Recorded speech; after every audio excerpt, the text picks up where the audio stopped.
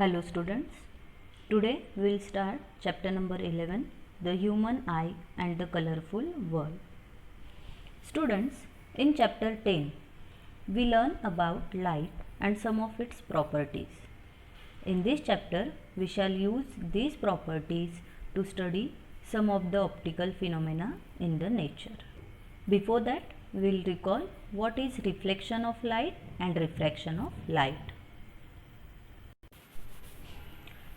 See, bouncing back of light when it incident on an opaque surface is called reflection of light. We learn this. So whenever light get incident on a surface and it bounce back in the same medium, then we called it as reflection of light. And what is refraction? Refraction is the bending of light when light enters from one transparent medium to another transparent medium. So bending of light, this is normal drawn. Bending of light is called as refraction. Bending of light when it enters from one medium to another is called as refraction of light. Now about refraction, you know very well that if light enters from rarer medium to denser medium, it moves towards the normal. Here also we can see this is air medium. We will consider it as a air medium and this one is water medium. So whenever light enters from rarer medium, air is rarer medium and water is denser medium. So whenever light enters from rarer medium to denser medium, it moves towards the normal. And when the light enters from denser to rare medium, it moves away from the normal. Here you can see this angle of refraction when light enters from rare to denser medium is small, or the bending of light is towards the normal. And when reverse condition is there, the bending of light is away from the normal. Okay, this is clear to you. We can remember this like Dr. Away, means denser to rarer, away from the normal. When light enter from denser to rarer, it will move away from the normal. In 10th chapter, you have also learned how light gets refracted through rectangular glass slab. In glass slab, there are two parallel refracting surfaces. This one is the refracting surface and this is another one refracting surface. And we know that incident ray, in case of glass slab, incident ray remains parallel to the emergent ray. So this is emergent and this is incident ray. So incident ray remains parallel to the emergent ray and we can observe their lateral shift. Now we will discuss about refraction through glass prism. See, a triangular glass prism is having two triangular bases. So when you will observe prism, you can see two triangular bases and three rectangular lateral surfaces. Now the bottom surface is called as base and lateral surfaces are known as opposite faces or refracting sides of prism. So this bottom surface is called as base of the prism and this lateral surfaces or refracting surfaces or opposite faces. These are the refracting surfaces, refracting sides of prism. And the angle between refracting surfaces or opposite faces is called as angle of prism. So and it is denoted by A. So A is what? Angle A is angle of prism. It is the angle between opposite faces and we denote it by alphabet A. Now for refraction through glass prism, we will take help of activity 11.1. We have to make setup which is given in activity 11.1.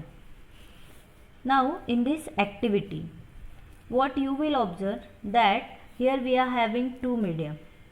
outside the prism there is air medium and glass medium. So here we can see two medium, air and glass medium. Air is rarer medium and glass is denser medium. Now here we can see incident ray PE. Incident ray PE incident on the side AB. It get incident on side AB of prism and enter from rare medium to the denser medium. Now this is the actual path. This dotted line is what? Actual path. Means if prism is not there, the light will follow this path. But due to prism, refraction of light will take place and the bending of light takes place. Due to bending, the light will bend as it is entering from rare to denser medium. It will move towards the normal. It will follow this path, that is ray EF is the refracted ray. Means when light enter from rarer to denser medium, it will bend towards the normal. EF is the refracted ray.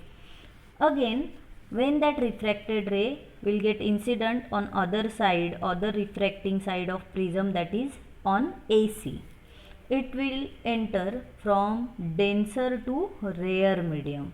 And as we know, when light enter from denser to rare medium, it will move away from the normal, and so it will follow this path. The ray FS is in the form of emergent ray after second refraction of light. So got it? When light incident on first refracting surface, it enters from rare to denser, moves towards the normal. On second refracting surface, it enters from denser to rare and moves away from the normal. Like this, in prism, 2 times refraction of light takes place. Here PE is the incident ray, EF is the refracted ray, FS is the emergent ray. As ray emerges, so it is called as emergent ray. As that ray get incident, so it is called as incident ray. Now angle of incidence.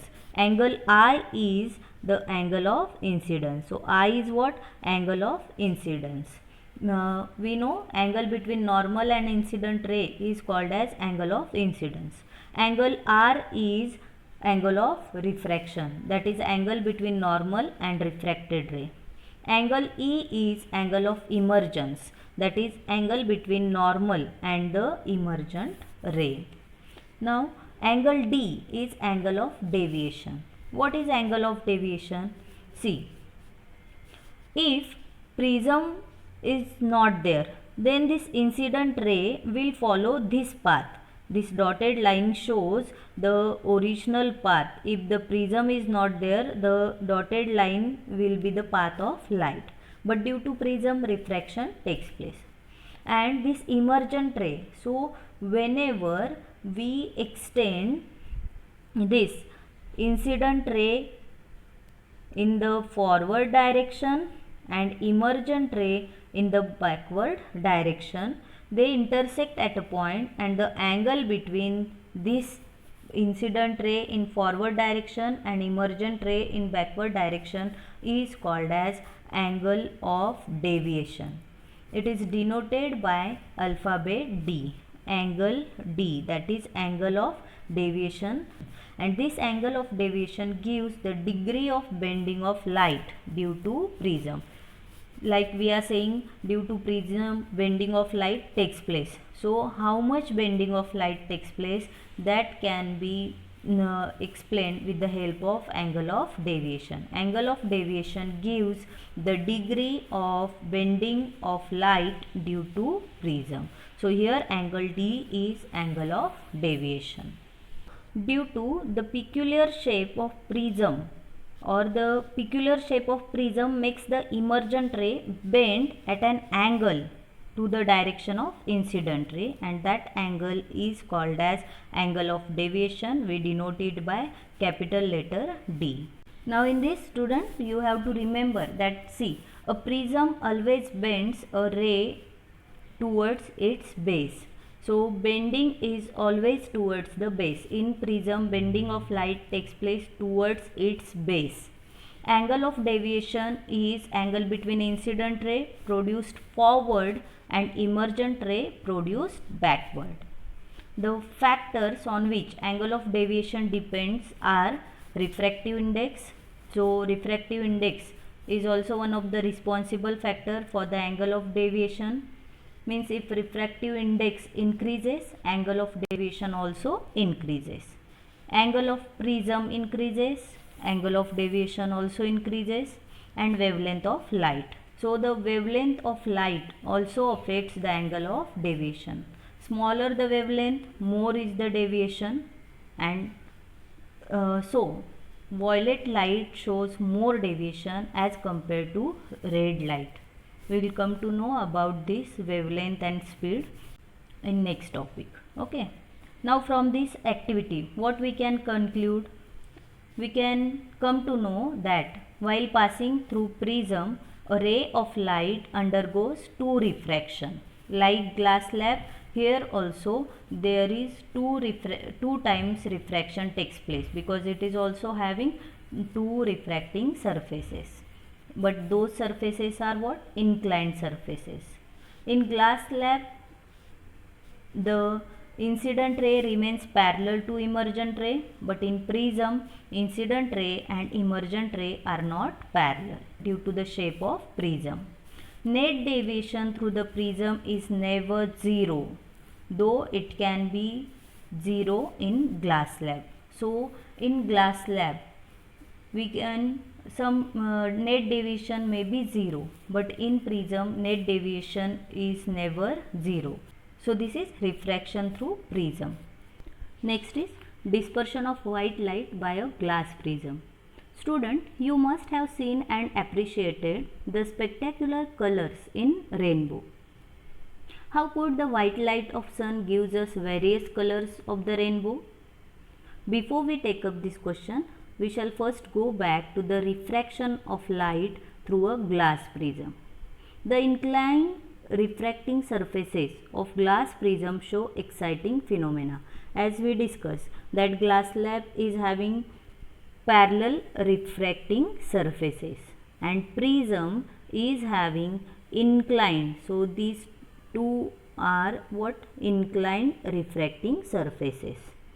And due to these inclined refracting surfaces, we can see this phenomena, or we can see exciting phenomena related to the light.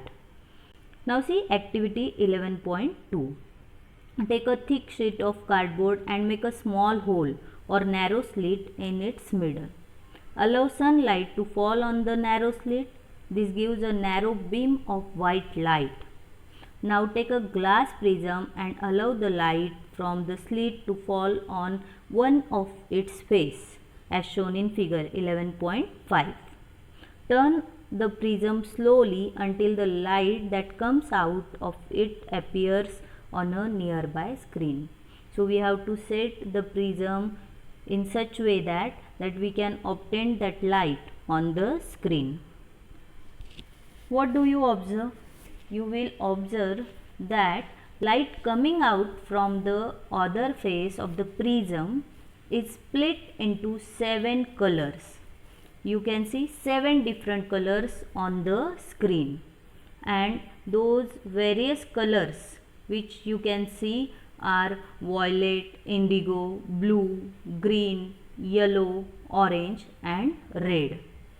This phenomenon of splitting of light into its component colors is called dispersion of light. So this is the another term related to light, that is splitting of white light into its component colors is called as dispersion of light.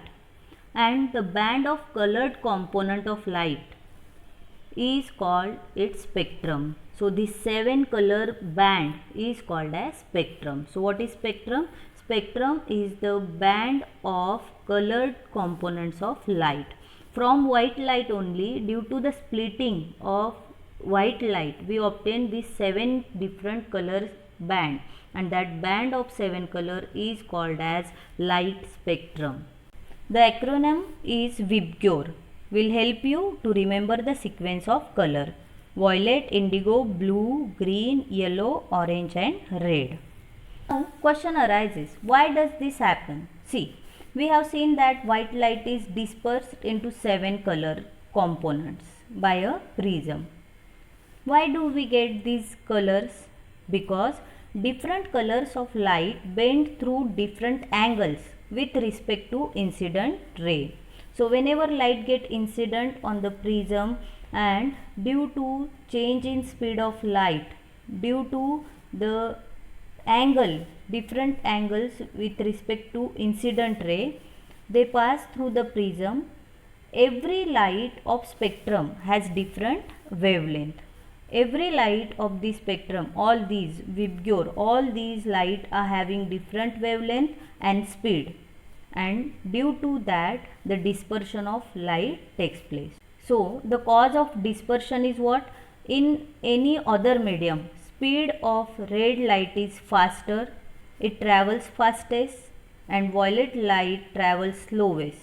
So red light bends the least while the violet bends the most, and thus the rays of each color emerges along different path and become distinct. It is the band of distinct colors that we see in the spectrum.